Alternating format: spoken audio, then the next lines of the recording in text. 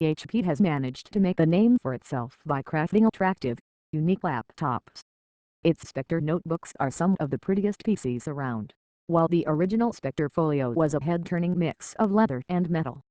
The company continues to chase superlatives like thinnest or lightest with its Elite Dragonfly series, but it's also bringing eye-catching features across its portfolio.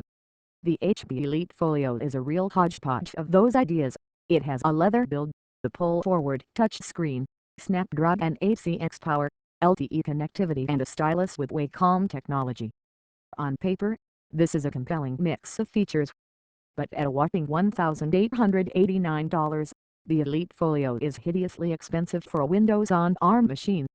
Design. One of HP's greatest strengths is its unique and attractive designs. In a sea of metallic rounded rectangles, the Elite Folio certainly stands out. Its beige and leather-covered exterior is tasteful and soft to the touch. Carrying it around almost made me feel professional. Opening the Elite Folio is a bit tricky, though. Because it has a pull-forward screen, sometimes the panel pops out of the lid when I'm just trying to open it into laptop mode. This happens about 50% of the time. I wish there were a lock to keep the screen in place when I don't want it to slide forward. When the laptop is all set up though, everything works as it should. The hinge is sturdy enough to hold the screen at any angle, and the little slot between the display and keyboard that houses and charges the included HP Slim Active Pen is convenient. This little slot, by the way, is also where you'll find the SIM card tray. It's tucked away under the right end. Honestly, it's a little hard to find if you don't know where to look. I had to ask HP where my SIM card should go. Speakers flank the keyboard and a USB-C port sits on each side of the machine, with a headphone jack on the right. While there isn't a fingerprint sensor for logins, you can use face recognition via the 720p infrared hybrid webcam. I also appreciate the mechanical privacy shutter here, though I wish the top bezel were a little slimmer.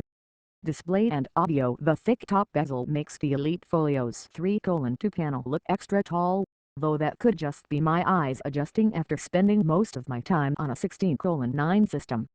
It's worth noting that the Surface Laptop 4 has the same aspect ratio but its bezels are slightly thinner. Chunky borders aren't that big of a deal, plus it makes it easier to pop the screen out without accidentally launching an app. I'm more bothered by the display itself. While I like the taller aspect ratio and the 1920x1280 resolution makes images and text look crisp on the 13.5-inch panel, I struggled to see most things under sunlight. I've spent most of last year using the Samsung Galaxy Book Flex as my main driver, and compared to its QLED display, the Elite Folio's LCD looks uneven and dim. On the other hand, HP's audio setup here is surprisingly strong. The speakers are loud and clear. I'd prefer a heavier bass and clearer mids on songs like Doja Cat's Need to Know and Maroon 5's Lost, but the sound quality was better than many other laptops. Keyboard, trackpad and webcam. Another advantage the Elite Folio has over most ultra-portables at this size is its keyboard. HP offers buttons with 1.3mm of travel, which is one of the deepest setups I've tested.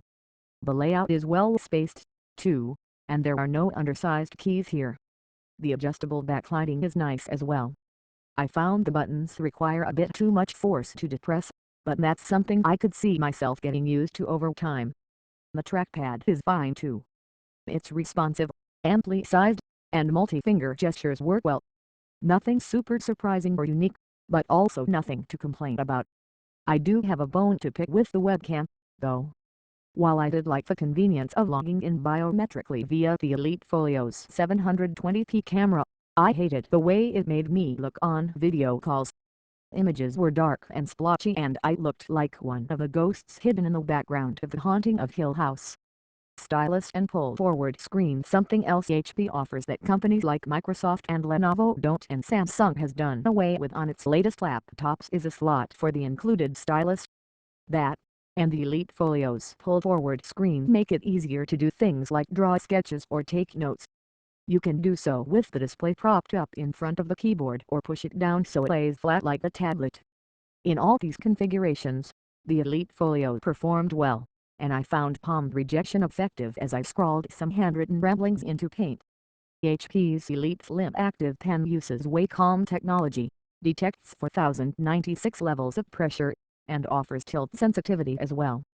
It was responsive and smooth as I drew a terrible rendering of the beach, my fault, not the pen's. When I was ready to go back to laptop mode, I appreciated the little nut on the screen's bottom edge that helps with pushing it back up. The display also rotated between portrait and landscape orientations quickly amid these transitions. Performance: I wish I could say the same about the Elite Folio's overall performance. It uses Qualcomm's Snapdragon 8cx Gen 2 with 16GB of RAM and, like most Windows on ARM machines we tested, is stuttery.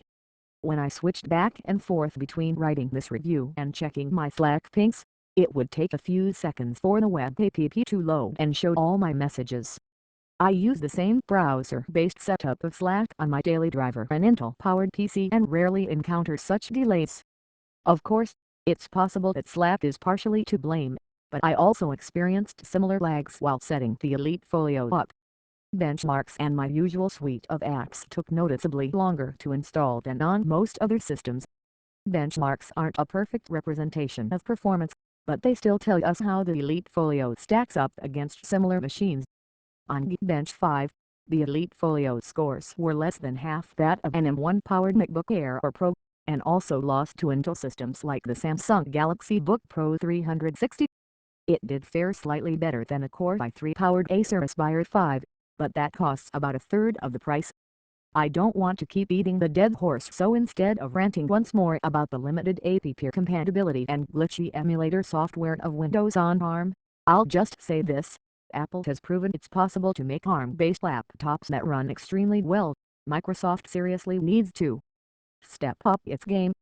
Battery life and connectivity: one of the main things Snapdragon laptops have going for them is their incredible battery life and speedy cellular connections. HP promises up to 20 hours of video playback on a charge, but the Elite Folio actually conked out after 15 hours and 14 minutes on our rundown test. At a lower screen brightness, the machine could potentially meet HP's estimated mark.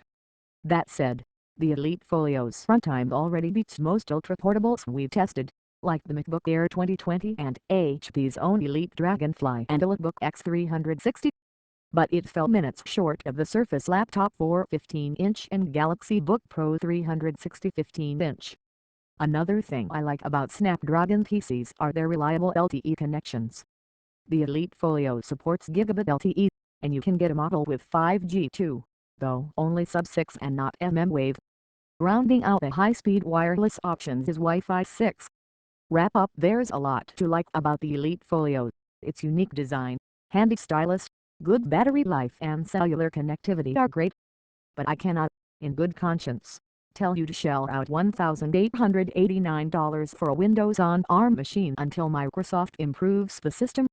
Sure, HP isn't exactly targeting the average consumer since this falls under its Elite line of commercial notebooks, but in this case that mostly just means the Folio has ID deployment-friendly software and security. It's still too much money for a laptop that starts out with a messy OS, and the Elite Folio doesn't do enough to overcome that disadvantage.